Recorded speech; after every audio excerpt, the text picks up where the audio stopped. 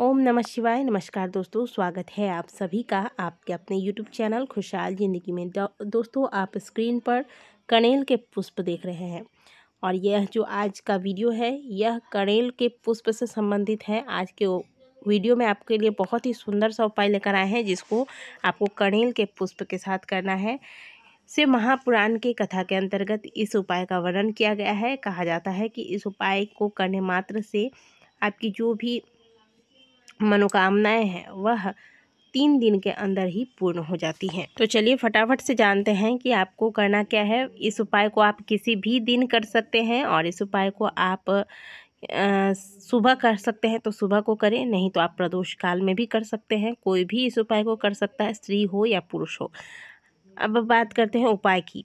तो इस उपाय के लिए आपको महादेव के मंदिर जाना है और महादेव के मंदिर में शिवलिंग के आसपास जो पुष्प या बेलपत्री वगैरह गिरे रहते हैं, आप सभी जानते हैं, वहाँ से आपको एक कनेल का पुष्प उठा लेना है।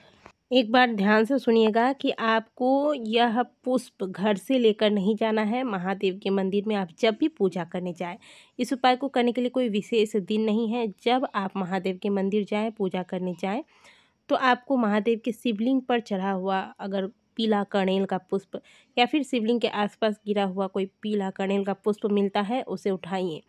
जीवन में यदि बहुत विषम परिस्थिति चल रही है, बहुत कष्ट में जीवन जा रहा है, तो इस उपाय को बहुत विश्वास के साथ कीजिएगा।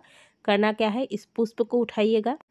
इस पुष्प को उठाकर 5 स्थानों पर स्पर्श कराकर अपने हृदय की बात महादेव को कहते हुए यह पुष्प पुनः महादेव के शिवलिंग पर यदि आप अर्पित कर देते हैं तो महादेव आपकी जो भी परिस्थितियां हैं उन परिस्थितियों से आपको बाहर निकालेंगे।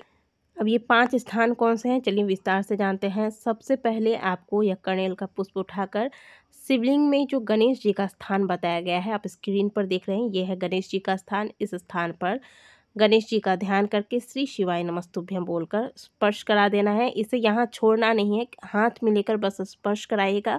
यहाँ से उठाइए, फिर आप कार्तिकेय का जो स्थान शिवलिंग में है आप यहाँ देख रहे हैं, इस स्थान पर स्पर्श कराइए, श्री शिवाय नमस्तुभ्यं बोलिए और यहाँ से भी आप पुष्प उठा लेंगे।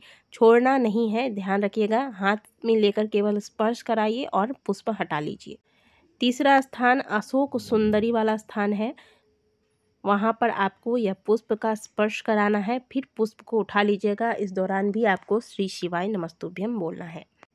इसके बाद महादेव के शिवलिंग के ऊपर जो मटका रहता है जिसे जलहरी कहते हैं, जिसमें महादेव की 5 कन्याओं का स्थान होता है, वहाँ पर आपको इस मटकी पर जो जल का घड़ा होता है इसमें श्री शिवाय नमस्तुभ्यं बोलकर इस कनेल के पुष्प का स्पर्श कराना है। 4 स्थान हो गया। 5वां स्थान जहाँ पर आपको इस कनेल के पुष्प का स्पर्श कराना है वह है महादेव के त्रिशूल में। महादेव के त्रिशूल में जो ज्वाइंट होता है, जहाँ से ये 3 आप देख रहे हैं, ये जो त्रिशूल है, त्रिशूल के 3 भाग होते हैं। ये तीनों भाग जिस स्थान पर मिलते हैं, आप यहाँ स्क्रीन पर देखिए, यहाँ पर ये तीनों भाग मिलते हैं। इस स्थान पर आपको श्री शिवाय नमस्तुभ्यं बोलकर कनेल के पुष्प का स्पर्श करा देना है।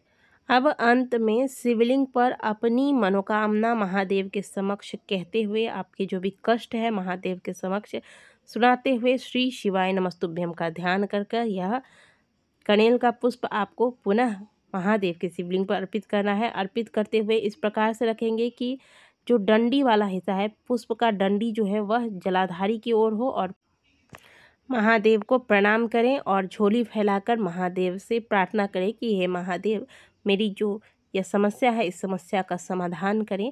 इस प्रकार से प्रार्थना करें। आपके पास अगर धूप दीप इत्यादि है तो महादेव को अवश्य दिखा दें।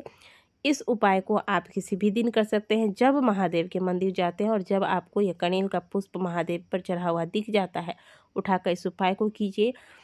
ज़्यादा से ज़्यादा 3 महीने में आपकी जो मनोकामना है वो पूर्ण होगी, आपकी जो समस्याएं हैं समाप्त होंगी और महादेव की कृपा हुई तो 3 महीने का भी आपको इंतज़ार नहीं करना पड़ेगा। मात्र 3 दिन में आपको इस उपाय का रिजल्ट प्रत्यक्ष रूप से दिखाई देगा।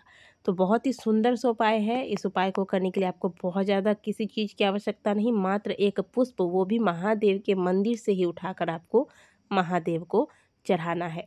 तो इतना सुंदर उपाय है, इस उपाय को अवश्य कीजिएगा और बहुत ही श्रद्धा भाव से कीजिएगा।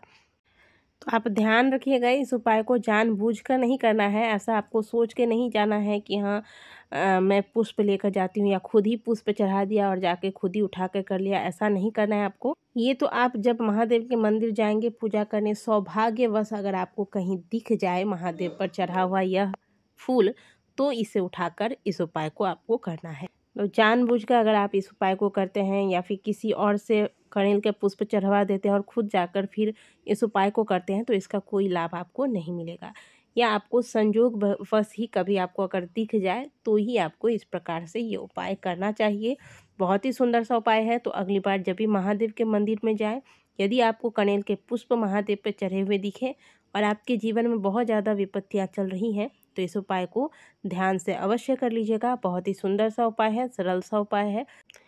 महादेव की कृपा से आपकी जो भी समस्याएं हैं वह समाप्त होंगी। दोस्तों, वीडियो अगर अच्छी लगी है तो वीडियो को लाइक कीजिएगा, कमेंट बॉक्स में हर हर महादेव अवश्य लिखिएगा।